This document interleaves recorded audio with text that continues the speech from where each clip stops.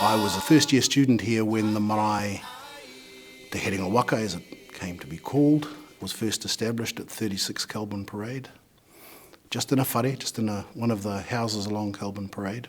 It was then a radical idea, the idea that you'd have a Māori space with Māori symbols everywhere and the Māori students would come together.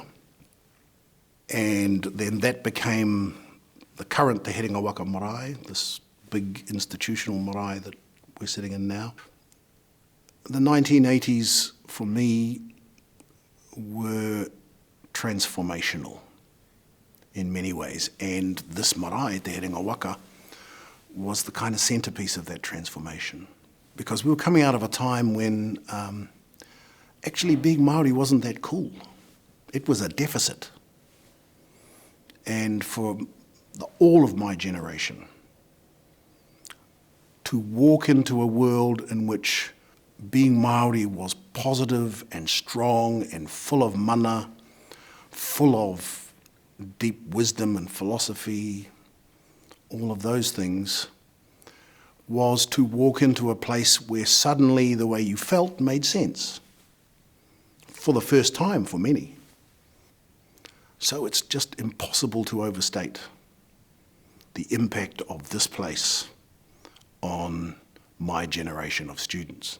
I expect each generation will say that. But for us, as the first generation on the streets calling for, the Māori language to be recognised, calling for mana motuhake, rangatiratanga, calling for the mana of the treaty to be recognised. These were the times where, Aotearoa grew up at the same time we were growing up. And there was a lot of tension, a lot of difficulties, a lot of roimata, but hard to overstate the great contribution this made to who I am and who my generation that came here are now. Knowledge is one thing, but wisdom is 1,000 times more powerful. And a living pa provides the best opportunity for the construction not of knowledge, but of wisdom. The idea that you would have a sustainable, multidisciplinary centre for learning and teaching inevitably means a radical rethink about how you teach and how you learn. We are fragmented, disconnected, and we are individually increasingly expert more and more about less and less. And the living pa, I think, is an attempt to reverse that so that we tear down the silos and think holistically about the problems we confront, problems of the planet, problems of cultural survival. This is a whole new way of teaching and learning, right? That's the best thing about it. But the building is the platform for rethinking the way we actually teach and learn. This opens your minds up to finding that the real lecture theatres are out there. And this seems to me to be a kind of radical extension of that idea, the living, not just a whare and a wharekai, but a pa as a teaching and learning space. That's something we would never have thought about in 1980, I don't think. But when I heard about it, I thought, this is an idea worth me and others putting our backs into. Te Herenga Waka, Victoria University of Wellington, is not Kelburn Parade and the town campus and whatever else. It's Aotearoa.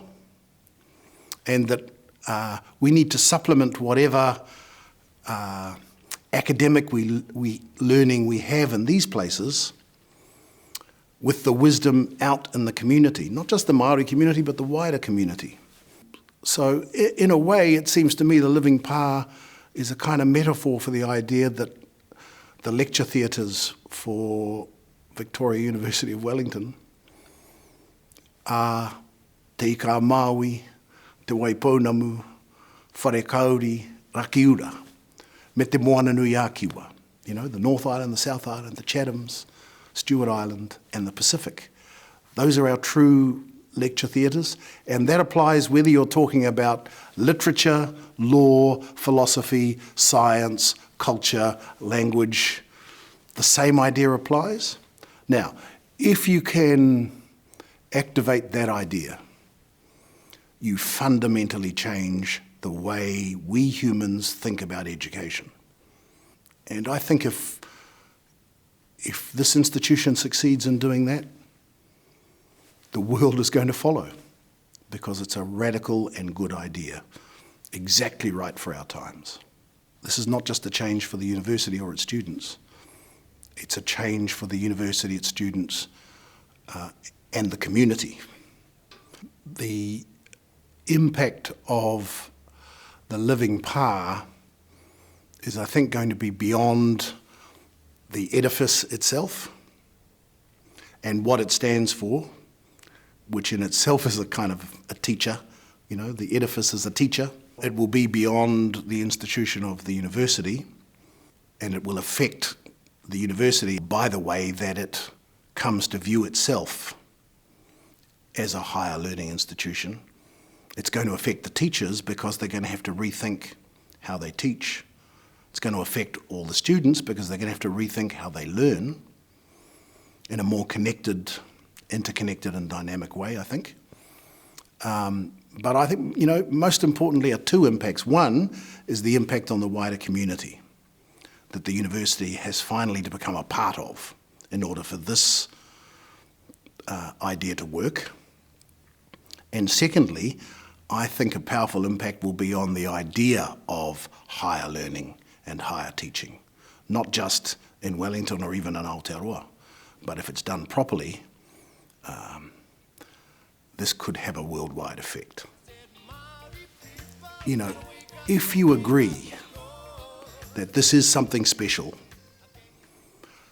as I do, it becomes our responsibility to support it. This is not just a matter of giving money because it's a nice idea. This is about giving practical support to an idea whose time has come and must be supported if it's going to work.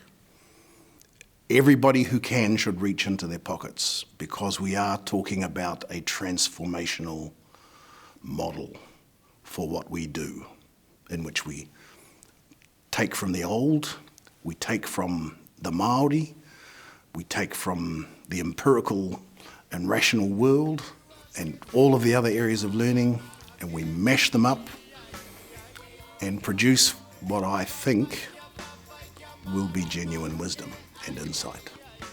Now, how the hell could you not support that?